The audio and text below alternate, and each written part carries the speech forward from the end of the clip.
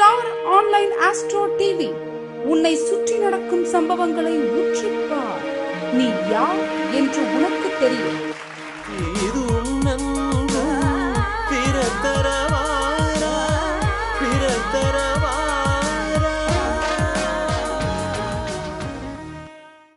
வணக்கம் வணக்கம் வணக்கம். வாழ்க வையகம், வாழ்க வையகம், வாழ்க வளமுடன். குரு வாழ்க, குருவே துணை. தர்மசாஸ்தா ஜோதிட வித்யாலயா மற்றும் ஆன்லைன் அஸ்ட்ரோ டிவி இணைந்து வழங்கும் வார வாரம் ஆரவாரம் நிகழ்ச்சிக்கு நான் பங்கு கொள்வதில் பெருமிதம் அடைகிறேன். இது 264வது நிகழ்ச்சியில கலந்துக்கிறேன். எனக்கு வாய்ப்பளித்த தர்மசாஸ்தா ஜோதிட நிறுவனர் நான் மணிகண்டராஜா ஐயா அவர்களுக்கு வணக்கத்தையும் நன்றியும் தெரிவித்துக் கொள்கிறேன். மற்றும் நிகழ்ச்சியை எல்லா பக்கமும் கொண்டு சேர்க்கிற திரு முத்துப்பாண்டி ஐயா அவர்களுக்கும் எனது மனமார்ந்த வணக்கத்தையும் நன்றியும் தெரிவித்துக் கொள்கிறேன்.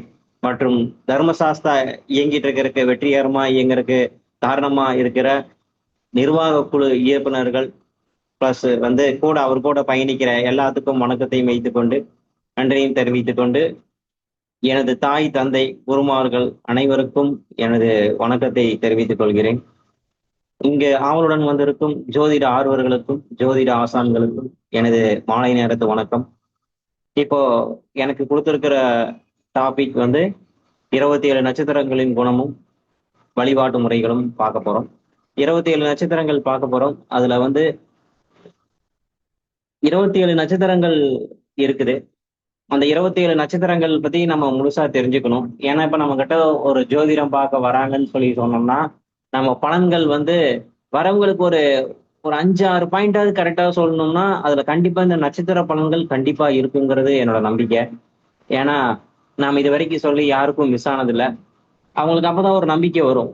வரவங்களுக்கு ஏதாவது ஒரு விஷயம் கரெக்டா சொல்லும் பொழுதுதான் இந்த ஜோதிடத்தின் மீது ஒரு அளவு கடந்த ஒரு நம்பிக்கை வரும். நம்மளுக்கும் நாம ஒரு 2-3 பாயிண்ட் 4 பாயிண்ட் கரெக்டா சொல்லும் பொழுது, சில லக்ன பாயிண்ட் சொல்லும் பொழுது, திசாபுத்தி பாயிண்ட் எல்லாமே சேர்த்து சொல்லும் பொழுது இந்த நட்சத்திரங்கள் பத்தி சொன்னாதான் அது முழுமை பெறுது, கரெக்டாகவும் இருக்கு. அப்போ இந்த நட்சத்திரங்களை பத்தி நம்ம என்னென்ன இருக்குன்னு நம்ம தெரிஞ்சுக்கிட்டோம்னாவே நம்ம வரக்கூடிய வாடிக்கையாளர்களுக்கு எளிதான முறையில நம்ம பலனை சொல்லிடலாம் அப்படிங்கிறது என்னோட கருத்து. இது முழுசா தெரிஞ்சுக்கிட்டீங்கன்னா நீங்களுக்கு ஒரு 2 பாயிண்ட் சொன்னாலும் கரெக்டா இருக்கும் அப்படிங்கிற ஒரு நம்பிக்கை எனக்கு இருக்கு. இப்போ இதை 2 பார்ட்டா வச்சிருக்கிறோம். முதல் ஒரு 12 நட்சத்திரங்கள் ஒரு பார்ட்டாவும், மீதி இருக்கிற நட்சத்திரங்கள் அடுத்த பார்ட்லயும் நம்ம சொல்ல இருக்கிறதாக. புனர்பூசம் 7வது நட்சத்திரம். புனர்பூசமும் உடைந்த நட்சத்திரம் தான், முழு நட்சத்திரம் கிடையாது. 1, 2, 3 பாதம் மிதுனம், 4ஆம் பாதம் கடகத்துல இருக்கு. இது சனியினுடைய கர்ம பதிவை பெற்ற நட்சத்திரம். இதனுடைய கணம் தேவகணம், பறவை அன்னம், மிருகம் பெண் பூனை, கணம் தேவம், விருச்சம் மூங்கில்.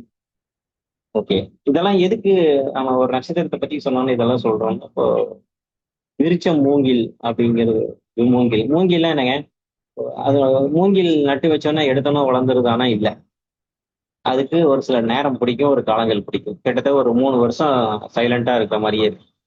4வது வருஷம் அது வளர்ச்சி அபரீதமாயிரும். 5வது வருஷம் சொல்லவே முடியாத அளவுக்கு உயருது. இதுதான் மூங்கிலோட குணம். அப்பா பொறுமை. அப்ப இவங்க பொறுமையா இருந்தா ஜெயிக்கலாம் அப்படிங்கிறது தான் கான்செப்ட்.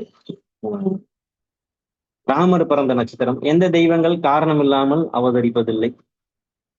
அதனால ராமர் பிறந்த நட்சத்திரம் இந்த புனர்பூச நட்சத்திரம். ஒரு புனர்பூசத்துல ஒரு குழந்தை பிறக்குதுன்னா அந்த வீட்டுல பிறந்தோடனே ஏதோ ஒரு பிரிவினைங்கிறது ஏற்படும். கணவன் மனைவிக்குள்ள, அம்மா அப்பாவுக்குள்ள ஏதோ ஒரு பிரிவினை. வாழ்க்கையில ஒரு முறையாவது கணவன் மனைவி பிரிஞ்சிருக்கீங்களான்னு சொல்லி பாருங்க, கண்டிப்பா உண்டு. அதே மாதிரி இவங்களுக்கு சகோதர பாசம் அதிகம். உடன் பிறந்தவங்களை கை தூக்கி விட்டுறதுல நம்பர் 1. இவங்க அதே மாதிரி இவங்களுக்கு ஒரு குழந்தை பிறந்தாலும் குடும்பம் ஏதாவது பிரிவு இருக்கு.